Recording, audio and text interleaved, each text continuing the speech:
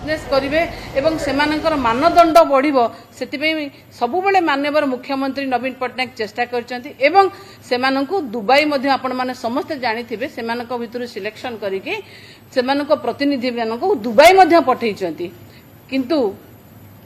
बड़ दुखर कथा ओडिशा बीजेपी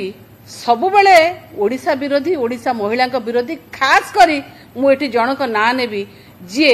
केंद्र मंत्री धर्मेंद्र प्रधान जे निजर कुबुद्धि की चरित्रार्थ करिया पई जदि मु कहिबी जे जो महिला मानकु माननीय मुख्यमंत्री बाहर को पठाउचंती विदेश जिबे विदेश रे केमिति भाबरे हमर तांकर मानदंड बढ़िबो तांकर एक्सपोजर बढ़िबो से केमिति बिजनेस होची देखिबे से जिनसटा को कोन कले ना हमर एप्रिल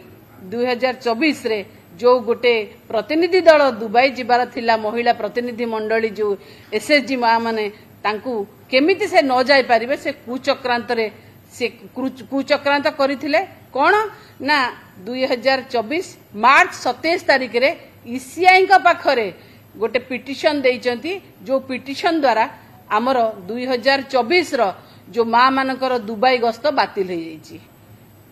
निश्चिंत भाव में आम एटा गोटे अत्यंत लज्जाकर कथा कहीं कहूँ जे ओडिशार माँ माने ओडिशार महिला माने जमती आग को बढ़े केमिति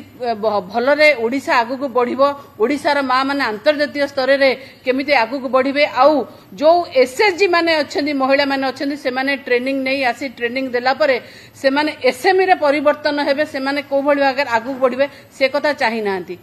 आमे जो सिलेक्शन मध्य हेइथिला जो माँ मानकर जो माने जिबे सेटा मध्य ईसीआई गाइडलाइन माध्यम रे ही आमे सिलेक्शन करितिलु किंतु दुर्भाग्यर कथा ईसीआई गाइडलाइन सिलेक्शन हेला परे मध्य ए कुचक्र जो स्टेटमेंट कुचक्रांतकारी स्टेटमेंट जो लिखिकी देइचंदी दरखास्त एप्लिकेशन ता द्वारा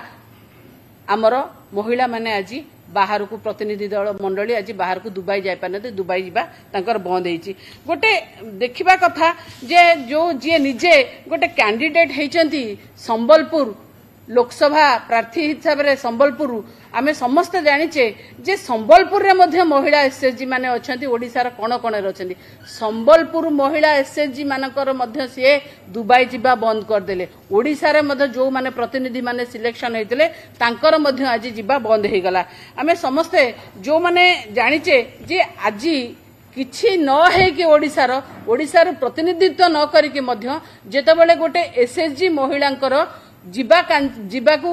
रोक लगाउचंती बाहर एक्सपोजर विजिट के रोक लगाउचंती काली सखाळे जेतेबेले सी आउरी कोन एमपी हे कि सिलेक्ट हेबे से तो आउ मनीष मानिबेनी से तो आउ ए जो महिला माने अछंती जो एसएचजी महिला माने अछंती तांको भविष्यत को अंधकार को ठेली देबे से महिला सशक्तिकरण रो विरोधी तांकर से जो महिला माने आगो को बढ़ुचंती से महिला मानक विरुद्ध रे जो कार्यकलाप करचंती आ द्वारा महिला माने पूर्ण थरे सेही चारि कांथ भीतर कोठरी भीतर आबद्ध होकर रहे एटा को प्रकार मानसिकता 70 लाख महिला सशक्तिकरण जो माननीय मुख्यमंत्री करिसेंती आज आपण से 70 लाख महिला को पुणी से अंधार कोठरी भीतर को ठेली देवा को बसिसेंती आपणकर महिला विरोधी मनोभाव आपण एते असहिष्णु माने मु तो कहबे एटा केवल असहिष्णुता आ ईर्षा परायणता ए असहिष्णुता ईर्षा परायणता निश्चित भाव में महिला माने आर जवाब देबे। आमे काहे के कहूछु जो मिशन शक्ति महिला मानको आपण आज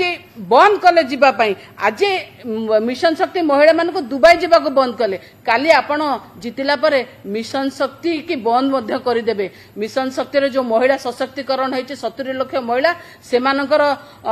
आगु को बढ़िबार जो तांकर जो निजर प्रचेष्टा सरकार प्रचेष्टा जो आगु को बढ़जंदी ताकू मध्य आपण बंद कर देबे। आ मु एकथा मध्य कहिबी खाली सेतिके नुहे आपणकर इच्छा अछि जे मिशन शक्ति बंद हो महिला माने तांक निज निज भितर केमिति भाबरे